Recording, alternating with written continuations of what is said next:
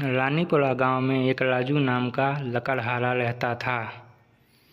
वह बहुत ही मेहनती व्यक्ति था। वह दिन भर जंगल से लकड़ियाँ काटता और शाम के समय अपने घर चला जाता। उसको घर जाने के लिए एक जंगल से होकर गुजरना पड़ता था और गांव के रास्ते होते हुए वो अपने घर पर चला जाता। घर में उसकी पत्नी रेखा के अलावा और कोई नहीं था। रेखा बहुत ही जिद्दी और घमंडी लड़की थी। रेखा को अपनी खूबसूरती पर बहुत ही ज़्यादा घमंड रहता। वह अपने पति से बात नहीं करती। उसका पति मेहनत करके घर आता, लेकिन रेखा उससे सीधे मुंह बात तक न करती। ना उसके लिए खाने की पूछती, न पानी पीने के लिए। एक दिन की बात है, रामू जंगल में लकड़ियाँ काट रहा था। लकड़ियाँ काटते काटते उसे बहुत ज़्यादा देर हो गई। रात होने में कुछ समय शेष था। वह लकड़ियों की गठरी को सिर पर रखकर जाने लगा। रात का समय था। उसे एक खौफनाक जंगल से होते हुए जाना था। वह जंगल से जा रहा होता है कि तभी उसके ऊपर एक चुड़ैल की नज़र पड़ती है। इस जंगल में इतना सुंदर व्यक्ति कहाँ से आ रहा है? इस मनुष्य के साथ तो मैं शादी करूँगी और अपना पूरा जीवन व्यतीत करूँगी। चलो पता करती हूँ ये कहाँ से आ रहा है और किस जगह रहता है। वो चुड़ैल उसको मन ही मन पसंद करने लगती और रामू का पीछा करने लगती।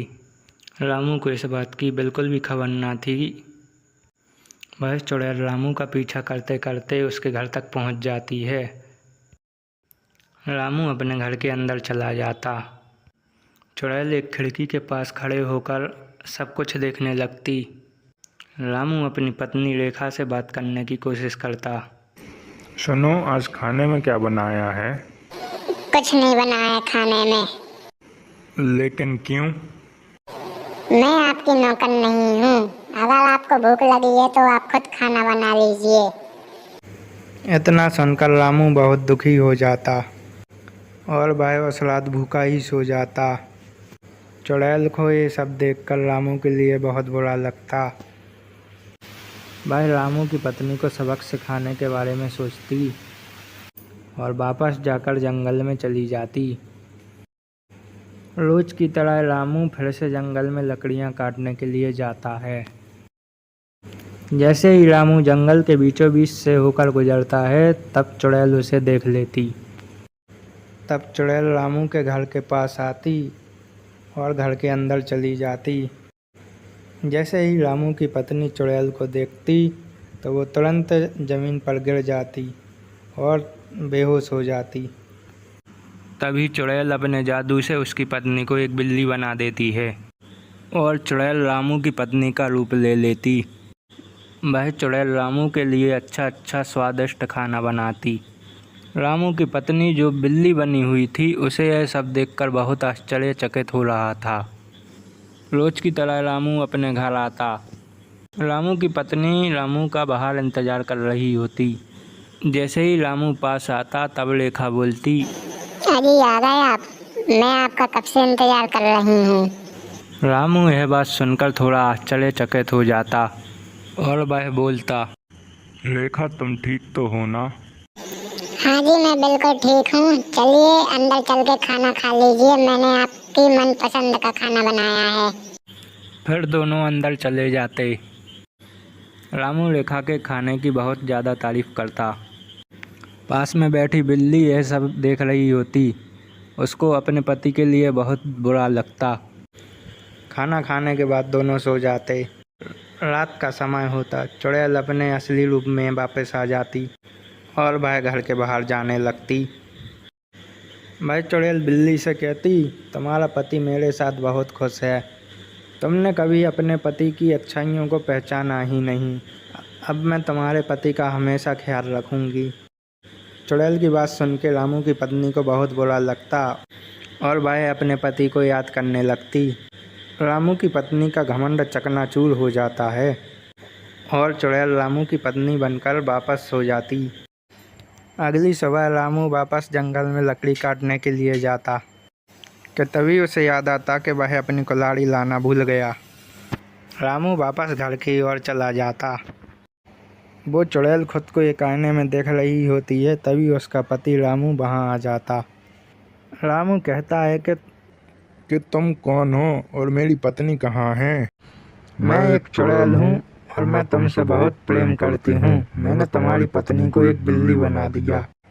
तुमने ऐसा क्यों किया? मेरी पत्नी को वापस ठीक कर दो पहले जैसे। मैं ऐसा नहीं करूँगी, तुम्हारी पत्नी तुम्हारे लिए बहुत परेशान करती। मैं अपनी पत्नी से बहुत प्रेम करता हूँ, कृपया करके मेरी पत्नी को ठीक कर दीजिए। इतना सुनकर चुड़ैल रामू की पत्नी को ठीक कर देती और चुड़ैल वापस जंगल चली जाती। रामू और लेखा अब दोनों खुशी खुशी रहने लगते। श्यामपुर गांव में एक घर था जहां सालों से कोई नहीं रहता था, लेकिन उस घर के सामने गांव के सारे लोग अपने अपने घर से रोटियां लाकर रखते हैं और थोड़ी ही देर में वो रोटियां गायब हो जाती है। सबको ही पता होता है कि उस घर में जो चुड़ैल है वो रोटियां खाती है, क्योंकि जिस दिन भी उस घर में किसी घर से रोटी नहीं जाती, उस घर में अगले दिन से खाना नहीं बन पाता और अजीब अजीब सी आवाजें आती हैं। एक दिन एक परिवार गांव में नया आता है। परिवार में एक अम्मा और उनका बेटा मोहन रहता है। मोहन बाजार से जाकर खाना बनाने का सामान लेकर आ जा। ठीक है माँ, जाता हूँ। और मोहन सामान लेकर आता है और माँ खाना बनाने में जुट जाती है। वो लोग गांव में नए रहते हैं और उन्हें कोई बताता भी नहीं है कि उनको उस घर के सामने रोज रोटी रखना है। खाना बना देती है और मोहन और अम्मा खाना खाकर सो जाते हैं। दिन सुबह जब अम्मा खाना बनाने जाती है तो जैसे ही रोटी बनती है, गायब हो जाती है और अजीब सी आवाजें आती हैं। मोहन, हाँ अम्मा, क्या हुआ? मैं रोटी बना रही हूँ और रोटियां गायब हो रही हैं और अजीब सी आवाजें आ रही हैं, जैसे कोई हंस रहा हो। ऐसा कैसे हो सकता है अम्मा? आप न मेरे सामने रोटी बनाओ, देखते हैं। जैसे ही अम्मा रोटी बनाती है, रोटी गायब हो जाती है और हंसने की आवाज आती है। मोहन भी चौंक जाता है। दोनों घबरा जाते हैं और गांव के मंदिर में जाते हैं और पंडित से पूछते हैं कि उनके साथ ऐसा हो रहा है। बेटा, गांव के बीचों बीच एक घर बना है, रोज उस घर के सामने 2-4 रोटी सुबह शाम रख दिया करो, तुम्हारी परेशानी दूर हो जाएगी। और उस घर के सामने जाकर कहना कि खाना बनते ही रोटी सबसे पहले इस घर के सामने रख कर जाओगे। लेकिन पंडित जी, ऐसा क्यों? मोहन के पूछने पर पंडित जी बताते हैं कि बहुत समय पहले की बात है। इस घर में एक औरत रहती थी। उसके घर में खाने के लिए कुछ नहीं था और उसके पास कोई काम भी नहीं था, तो वह लोगों के घर से रोटियां चुरा लेती थी। एक दिन उसने सरपंच के घर से रोटी चुराए और सरपंच ने उसे ऐसा करते पकड़ लिया। इसके बाद सरपंच ने उसको सजा दी कि उसे कोई खाना नहीं देगा और उस घर में उसे बंद करवा दिया। उसकी उसी घर में मौत हो गई और उसके बाद वो चुड़ैल बन गई और तब से ही उसके घर के सामने सबको रोटी रखना पड़ती है। जो ऐसा नहीं करता उसको वह बहुत परेशान करती है। तो आप लोगों ने कुछ किया नहीं जिससे उसको इस योनि से मुक्ति मिल जाए? हमने बहुत कोशिश की, लेकिन वो इस गांव से जाने तैयार ही नहीं है। ठीक है पंडित जी।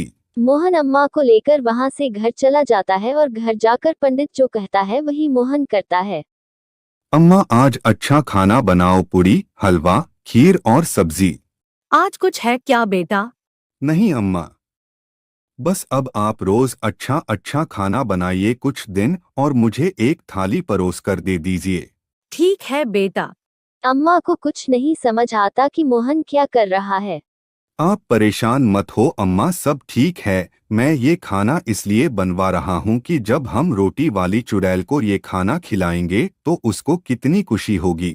हाँ बेटा। अब मोहन थाली लेकर जाता है और रोटी वाली चुड़ैल के घर के बाहर बैठ जाता है और कहता है कि चुड़ैल अम्मा बाहर आओ, मैं तुम्हारे लिए पकवान लाया हूँ। मैं तुमको अपने हाथ से पकवान खिलाऊंगा अम्मा। इतने में चुड़ैल मोहन के सामने आती है और मोहन उसको खाना खिलाता और सारा गांव उसको देखता है। और मोहन रोज चुड़ैल को पूछता है कि उसको खाने में क्या खाना है और रोज उसको अच्छे अच्छे पकवान खिलाता है। एक दिन चुड़ैल अम्मा ये बताओ तुम यहाँ अकेली कैसे रह लेती हो, तुमको बुरा नहीं लगता? लगता तो है, लेकिन मेरे साथ कौन रहेगा बेटा? आप वहाँ क्यों नहीं चली जाती जहाँ आपके जैसे ही लोग हों?